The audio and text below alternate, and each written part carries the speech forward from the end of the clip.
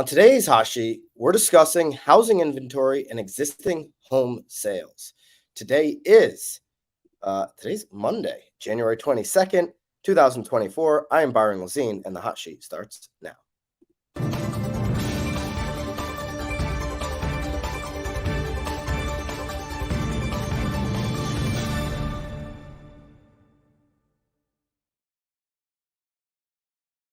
As you can see here, I'm not in my typical studio. I don't have my typical screens here. Almost forgot what day it was. I am in a New York City hotel room.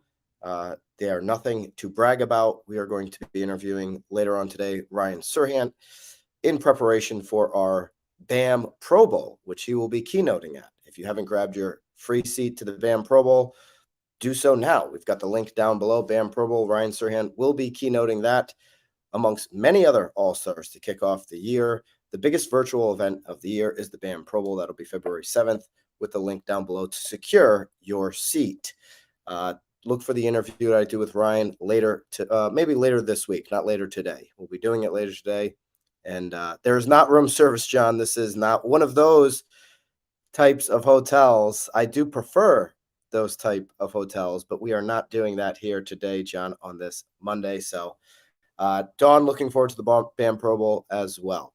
What we look forward to every single Monday, though, to start the week is what's happening with our inventory. I'm going to go to Altos Research, as we typically do here on Mondays, and take a look at where we're at on housing inventory. For the weekly inventory change, we did go up 505 to 506,000, almost 506,500 over the last week. And the same week last year, this is what's key, not the 1,000 plus that we gained here nationally on active inventory.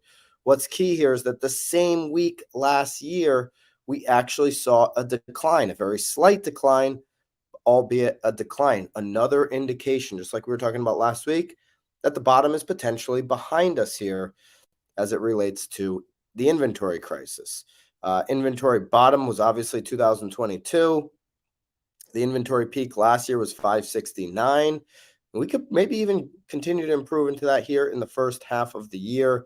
If you look at 2015, 933,000. I like to look at 2019, the same week as this year in 2019. I think it's a better indicator of what was a normal market before we hit that 2020 timeframe.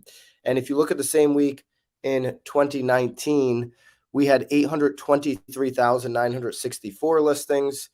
So we do have a long way to go to get back to what would be a normal market. But again, we are still better than we were last year on inventory. Okay, so this is active inventory, does not include pending sales, does not include properties in escrow as NAR would calculate. This is the true measurement of active inventory. Now let's take a look at new listing data. We did see new listing data increase here over the past week.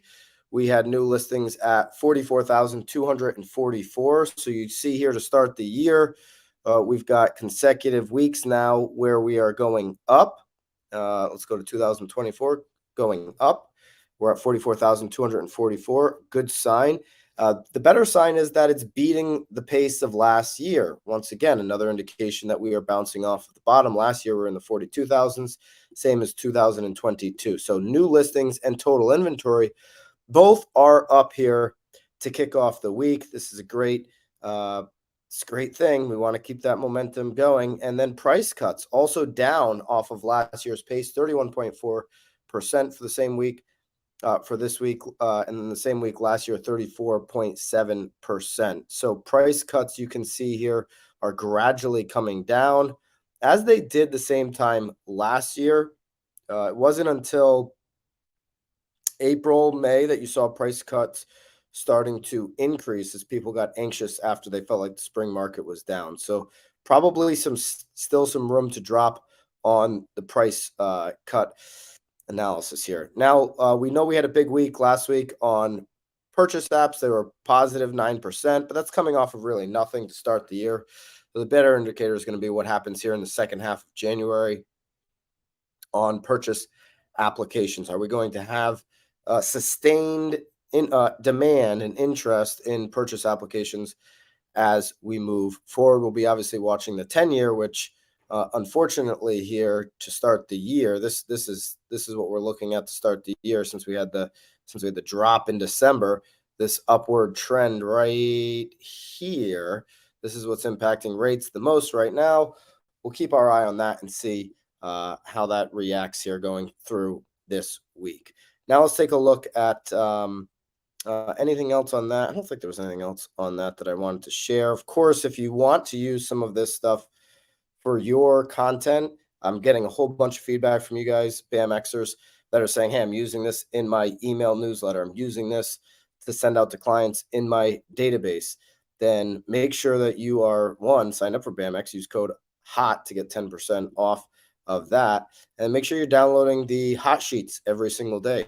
The hot sheet show notes, that is. The hot sheet show notes give you all of this data that we're breaking down in a really concise way. It links out to the source as well as how many visuals are in BAMX, how many charts are in BAMX. Makes it really easy for you to copy and paste and use this information, whether it be in an email subject line, inside the body of an email, in messaging to your database or your shows for your local audience.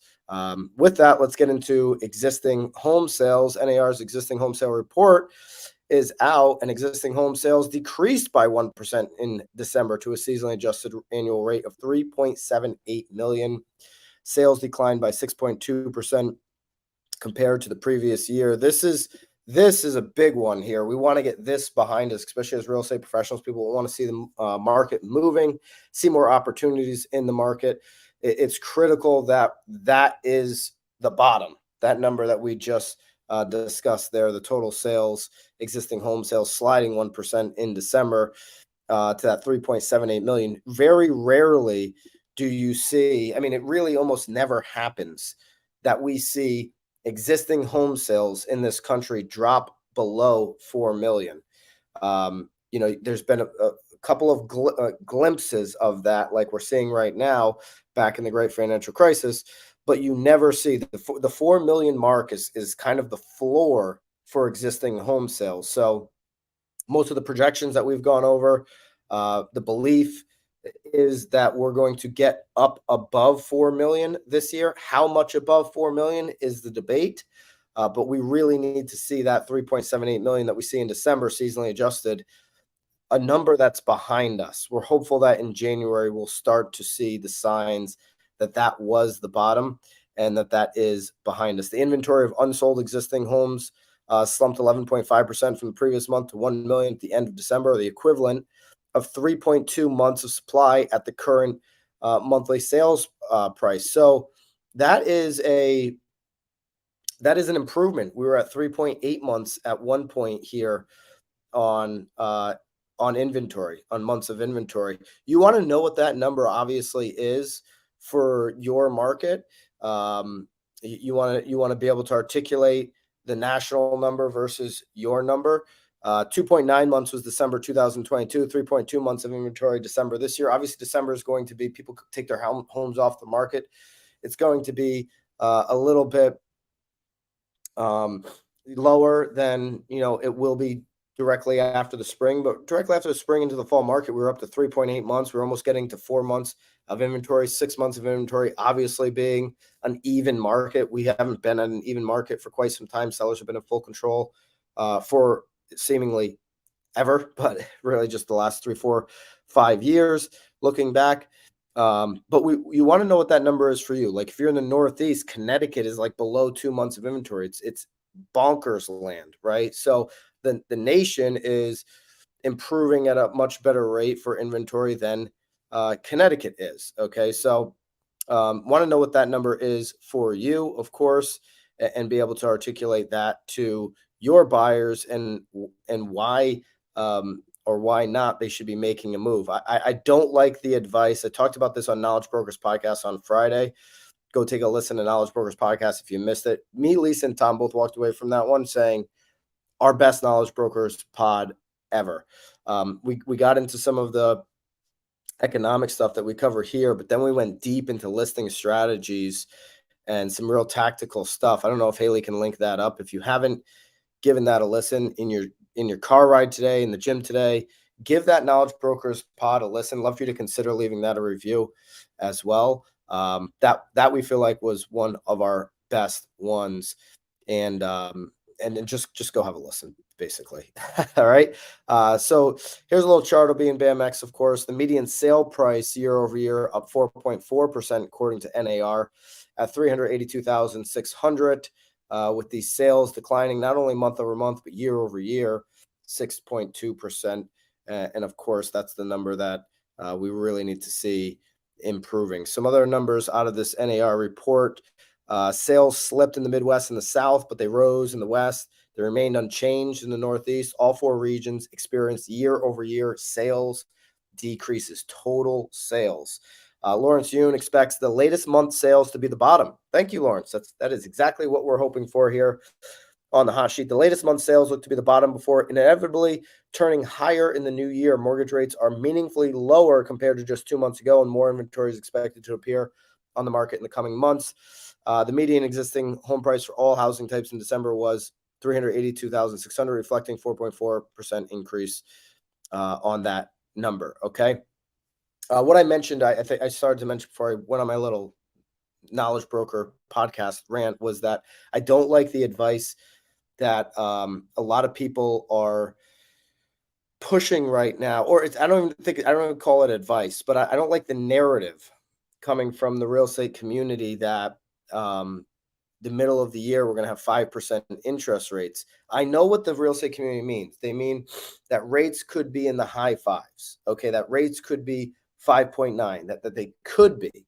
They might be 6. They might be higher too, but nobody has a crystal ball. But that there's potential that we could be into the fives.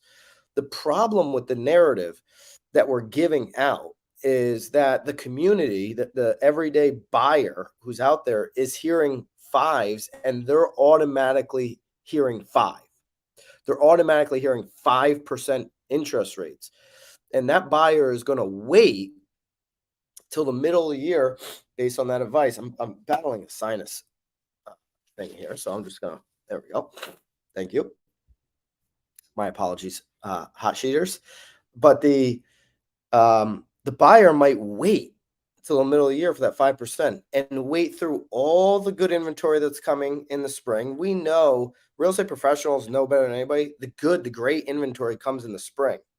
And they may wait through that and get to the middle of the year and realize that rates are at 5.9 or at 6.2 or at 6.375. All those numbers would be lower than what they're at today for sure.